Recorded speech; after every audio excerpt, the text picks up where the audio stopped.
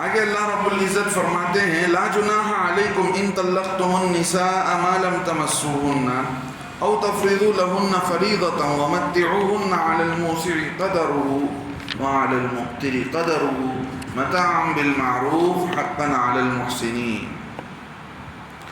اب آگے اللہ رب العزت فرماتے ہیں تم پر کوئی گناہ نہیں ہے ان طلقتم النساء، اگر تم طلاق دو اپنی عورتوں کو، ما لم تمسوهن، جب تک کہ تم نے اس وقت کے تم نے ان کو چھوا بھی نہیں، ہاتھ بھی نہیں لگایا۔ ایسے کوئی پرابلم اور ضرورت پیش آ جاتی ہے کہ آدمی نکاح کرتے ہی عورت کو طلاق دے، ایسے کچھ حالات کبھی کبھار پیش آ جاتے ہیں، تو اللہ فرماتے ہیں ایسی صورت میں تم طلاق دے رہے ہو تو تم پر طلاق دینے میں کوئی گناہ نہیں۔ مان لیجئے وہ عورت رہنا ہی نہیں چاہتی ہے، خاندان والوں کی زبردستی سے نکاح کر لیا لیکن رہنا ہی نہیں چاہتی ہے، اب کیا کریں گے؟ زبردستی روکیں گے ہاتھ پاؤں باندھ کر، تو ایسی صورت میں طلاق دینا پڑتا ہے شوہر کو۔ اللہ فرماتے ہیں او تفریضوا لہن فریضۃ، اور نہ تم نے مقرر کیا ہو ان کے لیے مہر۔ ایسا بھی ہوتا ہے کہ بغیر مہر کو طے کیے کہ نکاح کر لیا تو نکاح تو ہو جاتا ہے، اب سوال یہ پیدا ہوتا ہے کتنا مہر دے گا؟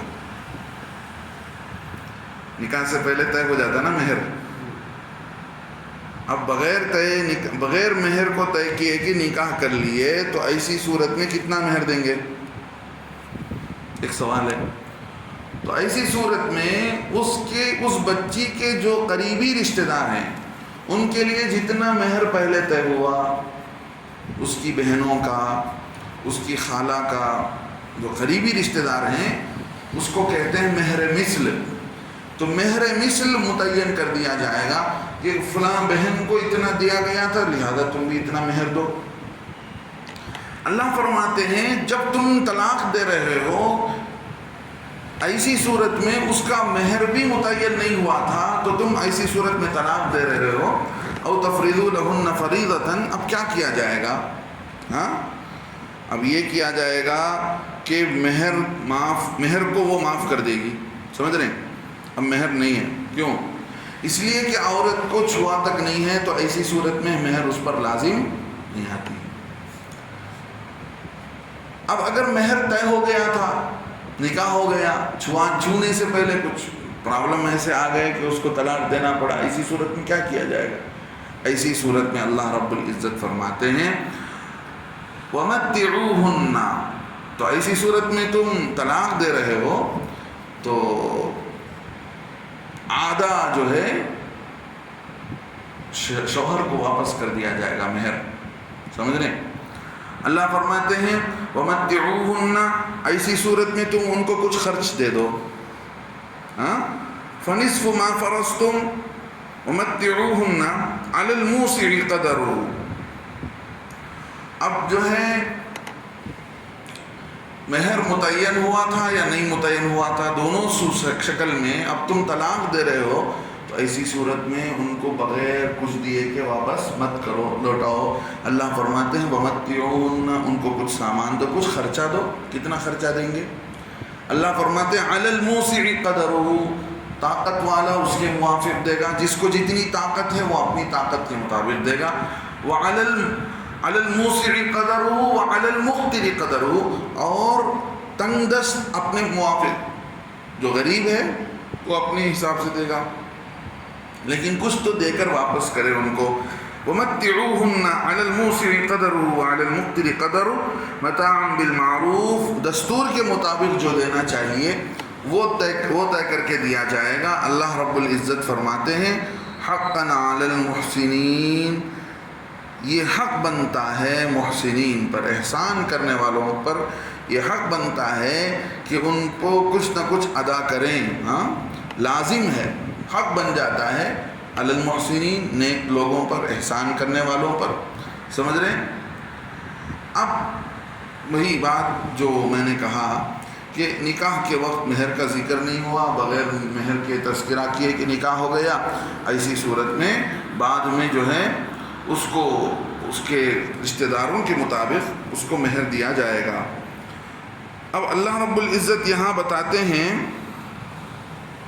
آگے چل کر کہ تم اس کو چھونے سے پہلے ہی طلاق دے دیے تو ایسی صورت میں مہر طے ہو گیا تھا تو تم کیا کرو گے؟ آدھا مہر لے لو گے واپس اور آدھا اسے واپس کر دو گے۔ اب اس میں بھی اللہ یہ بتاتے ہیں کہ اگر زبردستی شوہر کے طرف سے ہوئی ہے طلاق دینے میں تو ایسی صورت میں کوئی ایک اپنے حق سے دستبردار ہو جائے کہ کوئی کہہ دے کہ بھئی دیکھو میرے سے غلطی ہوئی ہے لہذا میں اپنا حق نہیں لیتی ہوں، یا شوہر کہہ دے کہ میں اپنا حق نہیں لیتا ہوں، جو بھی ہے ان کو دے دو، اس لیے کہ غلطی کس سے ہوئی ہے؟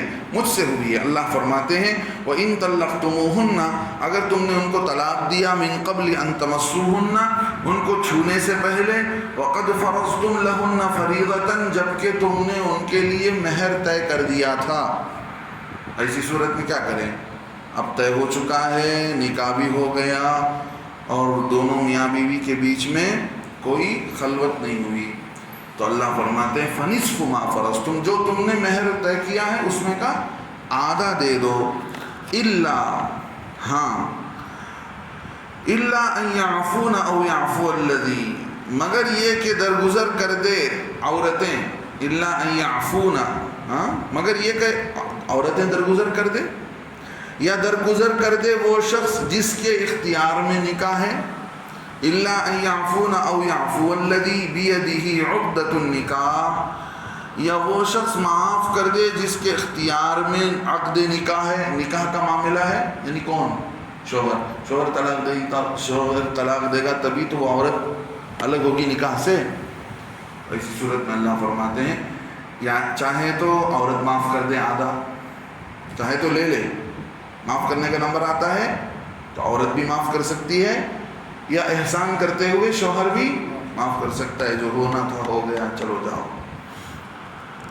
اللہ فرماتے ہیں وَأَن تَعْفُوا اگر تم نے درگزر کر دیا ایک دوسرے کا حق معاف کر دیا، اقرب للتقوی یہ تقوی کے قریب ہے۔ یہ کیا ہے؟ تقوی کے قریب ہے، ڈرنا چاہیے، ہو سکتا ہے کچھ مجھ سے بھی غلطی ہو گئی ہو جس کی وجہ سے ایسا ہوا ہے لہذا میں معاف کرتا ہوں، جو معاف کرے گا یہ تقوی کے قریب ہے۔ وَلَا تَنْسَوُا الْفَضْلَ بَيْنَكُمْ اور جو ہے آپس میں مہربانی کرنا مت بھولو، ایک دوسرے کے لیے مہربان بنو، شوہر بیوی کے لیے مہربان بنے، بیوی شوہر کے لیے مہربان بنے، یہ صرف زندگی بھر کے لیے ہے، یہ بات صرف خاص جو ہے فیصلے کے وقت نہیں ہے، اللہ رب العزت ہمیشہ کے لیے بتاتے ہیں وَلَا تَنْسَوُا الْفَضْلَ بَيْنَكُمْ اور آپس میں تم لوگ ایک دوسرے پر مہربانی کرنا مت بھولو، ہمیشہ مہربانی کرتے رہو۔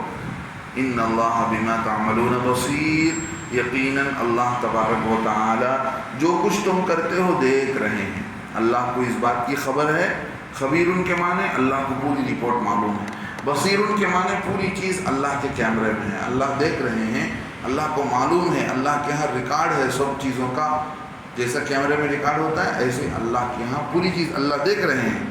کیسے دیکھ رہے ہیں؟ اللہ اپنے شان کے مطابق دیکھ رہے ہیں، اللہ کی اپنی شان ہے، سمجھ رہے ہیں؟ جیسے ہم کو آنکھ ہے ہم دیکھتے ہیں، ضروری نہیں کہ اللہ رب العزت کو بھی ایسی دو آنکھ ہو، سمجھ رہے ہیں؟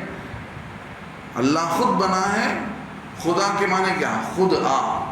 خدا اللہ رب العزت اپنی شان کے مطابق ہیں، تو ان ساری ایسی صورتیں پیش آتی ہیں، تو ایسی صورت میں کیا کرنا چاہیے؟ شریعت کے حکم کو سامنے رکھ کر فیصلہ کیا جائے گا اور عمل کیا جائے گا۔ جو لوگ شریعت کے حساب سے فیصلہ نہیں کرتے ہیں، دیکھیے کتنی باتیں آپ حضرات کے سامنے آئیں، اگر ان باتوں کو چھوڑ کر اپنے طور پر فیصلہ کیا جاتا ہے تو پھر وہاں جھگڑے اور فساد اور فتنے کھڑے ہو جاتے ہیں۔ ایسے موقع پر دین کو جو لوگ جانتے ہیں ان کو رکھ کر فیصلہ کرنا چاہیے۔ آج کل فیصلہ کون کر رہے ہیں؟ وہ لوگ کر رہے ہیں جو مسجد کے ذمہ دار بنے ہوئے ہیں، سمجھ جاتے ہیں کہ بھئی ہم کو سب معلوم ہے، نہیں، بلکہ جن کو معلوم ہے اگر تم ہی فیصلہ کرتے ہو تو کم از کم ان کو بلا کر بٹھاؤ، جو لوگ دین جانتے ہیں علماء ان کو لا کر بٹھاؤ اور بولو کہ حضرت ہم جو فیصلہ کر رہے ہیں دیکھو اس میں اگر کوئی کمی بیشی ہو تو ہم کو بتاؤ، اس میں کوئی عزت جانے کی بات نہیں ہے۔